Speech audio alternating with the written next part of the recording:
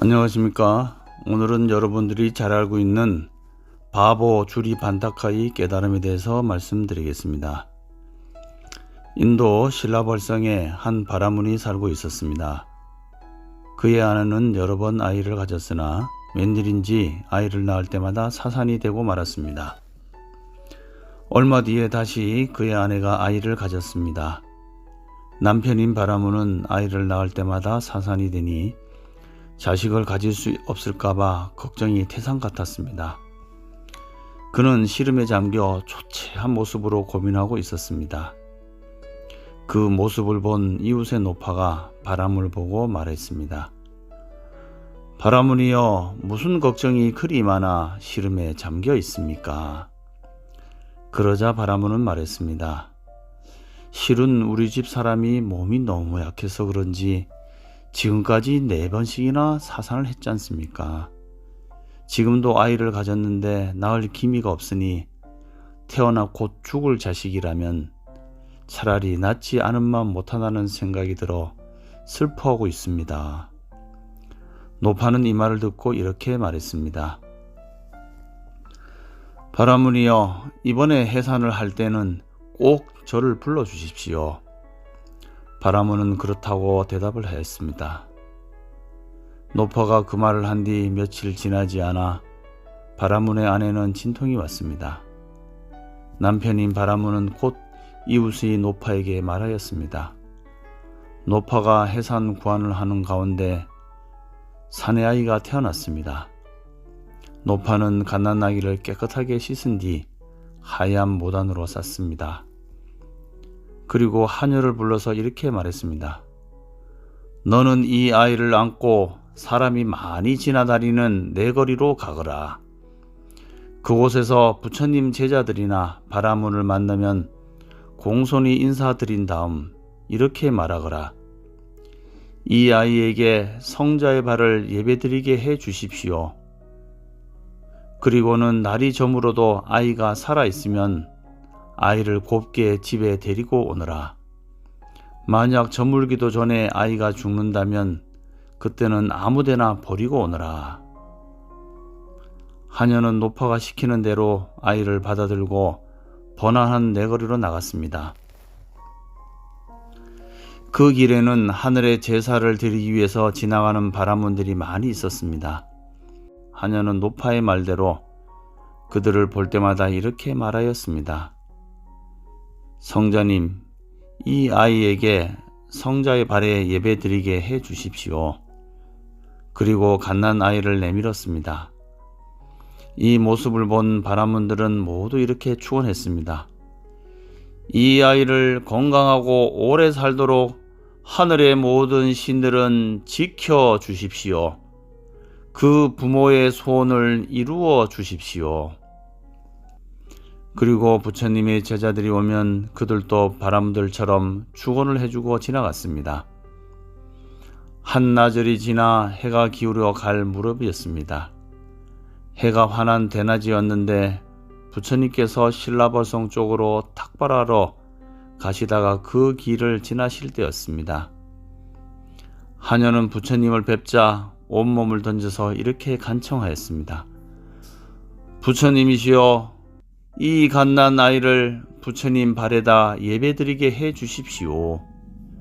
그러자 부처님께서는 마음속으로 이렇게 그 아이를 위해서 비셨습니다. 바라건대 모든 하늘의 신들이 돌보아 이 어린 아이를 무병하고 장수하게 하여 그 부모들이 슬퍼하는 일이 없도록 하라. 하녀는 해가 기울어 날이 저물도록 노파가 시킨 대로 충실하게 아이의 축원을 빌었습니다. 그리고 아이를 보았더니 아이는 아직 살아 있었습니다.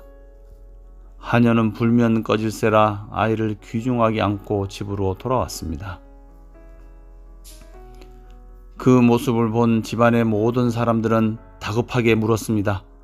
갓난아이가 아직 살아있느냐? 그럼요, 살아있습니다. 지금은 새근새근 잠들었을 뿐입니다.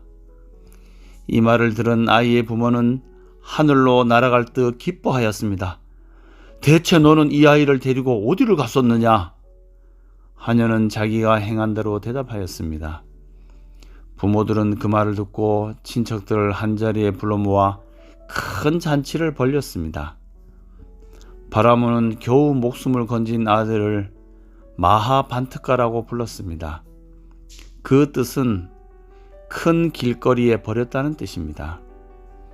마하반트카는 별탈 없이 자라 용모 동안 단정하였습니다.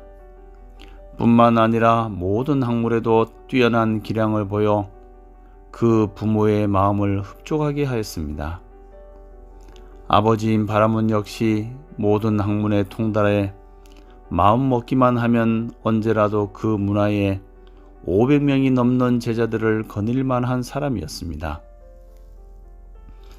그는 마하반타카를 낳은 뒤에 다시 아들을 낳았습니다. 둘째 아이를 낳자 마하반타카를 낳았을 때처럼 하녀를 시켜 큰 길 내거리에 나가서 수행자들의 축원을 받아오라 일렀습니다. 그러나 그 하녀는 게을러 자신이 가기 쉬운 가까운 골목길에 서 있다가 해가 지자 집으로 다시 돌아왔습니다. 바라문은 작은 아이가 큰 길에 나가지 못하고 돌아온 것을 알고 작은 길에 나가서 버려졌다 해서 주리 반트카라고 이름하였습니다. 주리 반트카는 매우 미련해 무엇을 가르쳐도 제대로 하나 아는 것이 없었습니다. 세월은 흘러 바라문 부부는 마침내 세상을 떠나고 마하반트카와 주리반트카 이 두 형제는 부처님께 귀해하여 수행자가 되었습니다. 하루는 마하반트카가 동생 주리반트카에게 말하였습니다. 이 어리석은 놈아, 너처럼 미련퉁이는 세상에 다시 없을 게다. 너는 여기 있어도 아무 소용이 없으니 빨리 집으로 돌아가 버려라. 형 마하반트카의 이런 꾸짖음을 들은 주리반트카는 한쪽에서 훌쩍거리며 울었습니다. 이제 나는 수행을 할 수도 없고 그렇다고 돌아갈 집도 없는 몸이다. 갈 데조차 없는 참으로 난감한 몸이로구나. 그때 부처님께서 마하반트카가 있는 곳으로 오시다 울고 있는 주리반트카를 보았습니다. 너는 왜 방 밖에 나와 울고 있느냐? 그러자 주리반트카는 더욱 흐느끼 울면서 대답하였습니다. 부처님, 저는 지혜롭지도 못하고 무엇 하나 제대로 하는 게 없는 불쌍한 미련퉁이입니다. 그래서 지금 형에게 쫓겨났습니다. 주리반트카는 형에게 쫓겨난 사유를 부처님께 말씀드렸습니다. 주리반트카여, 내 형 마하반트카는 내 문화에서 수행하여 이제 깨달음의 길에 접어들었다. 그러니 너도 실망하지 말고 다시 한번 내 말을 믿고 수행해 봄이 어떠냐. 그러자 주리반트카는 이렇게 사양하였습니다. 부처님, 저처럼 바보 같은 사람은 이 세상에 다시 없을 것입니다. 이런 제가 어떻게 거룩한 부처님의 가르침을 받들 수 있으며 그 심오한 뜻을 헤아려 깨달음에 이를 수 있겠습니까? 그러자 부처님은 주리반트카에게 이런 개송을 들려주셨습니다. 어리석은 사람이 스스로를 어리석다 말하면 이런 사람이 바로 지혜로운 사람이다. 그러나 어리석으면서도 스스로를 지혜롭다고 말하면 이런 사람이 바로 어리석은 사람이니라. 그러고는 부처님께서 아난존자를 불러 주리반트카를 특별히 가르치라고 말씀하셨습니다. 그러나 아난존자는 아무리 애를 쓰고 주리반트카를 가르쳐도 그는 아난존자가 말하는 내용을 제대로 이해하지 못하였습니다. 아난존자는 가르치다 못해 부처님께 더는 주리 반특가를 가르칠 수 없습니다 라고 말씀드렸습니다. 부처님은 아난존자의 말을 듣고 주리 반특가를 부르셨습니다. 그리고는 이런 글귀를 부지런히 외우라고 그에게 이르셨습니다. 내 먼지는 내가 털고 내게 묻은 때는 내가 깨끗이 한다. 그러나 주리 반특가는 이 두 구절도 기억하기 힘들었습니다. 그 모습을 본 부처님은 그의 어려움을 덜어주고자 이렇게 말씀하셨습니다. 너는 다른 수행자들의 신발을 닦을 수 있느냐? 그러자 주리 반특가가 대답하였습니다.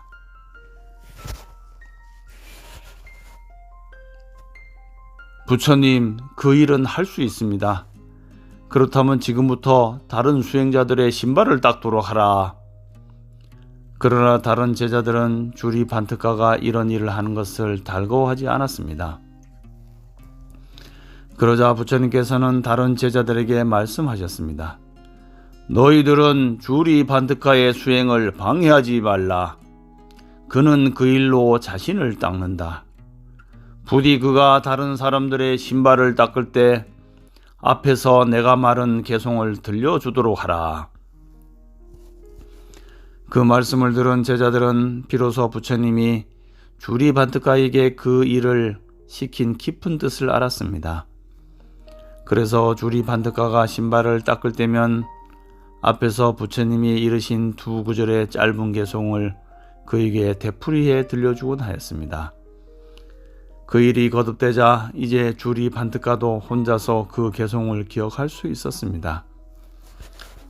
어느 날 밤 주리 반특가는 혼자 생각했습니다.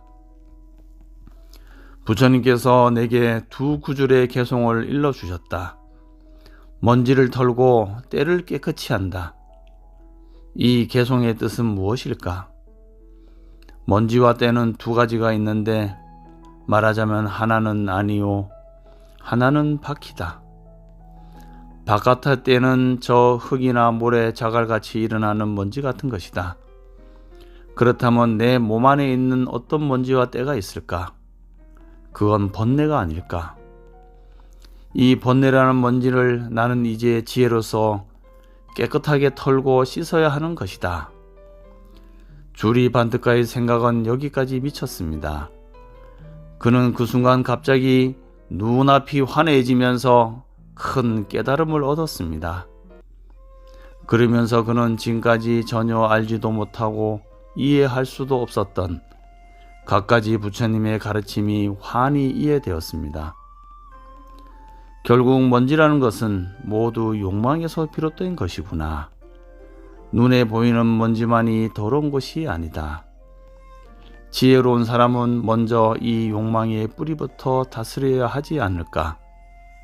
만약 그렇지 못하면 그는 부끄러움도 모르고 자기 마음이나 욕망이 날뛰는 대로 살아갈 것이다. 티끌은 욕심 가득하고 때없이 화내고 어리석은 거친 마음을 뜻하는 것이다. 진정 지혜로운 사람은 자신의 마음이 이런 더러움에 물들지 않도록 하는 것일 것이다. 고요하게 선정에 든 주리 반특가는 이런 생각을 밝혀 드디어 깨달음의 경지를 얻게 되었습니다. 그는 곧 아란의 경지에 이르러 모든 어리석음을 떨쳐버리게 되었습니다. 율장 제31권에 나오는 내용입니다. 똑똑하다고 한들 자기의 아르마리에 취해서 남을 무시하고 경멸하는 것이나 어리석다 한들 자기 마음의 때와 먼지를 털어내서 자성을 밝힌다면은 그 사람이 정말 진정한 수행자고 깨달은 사람이 아닐까 생각해 봅니다. 오늘 또 바깥의 먼지도 털고 내 마음의 때도 닦아내는 주리 반특가의 수행을 본받아 스스로가 좀 더 겸허하고 겸령하면서 살아가는 삶을 살아봅시다. 나무 관세음보살.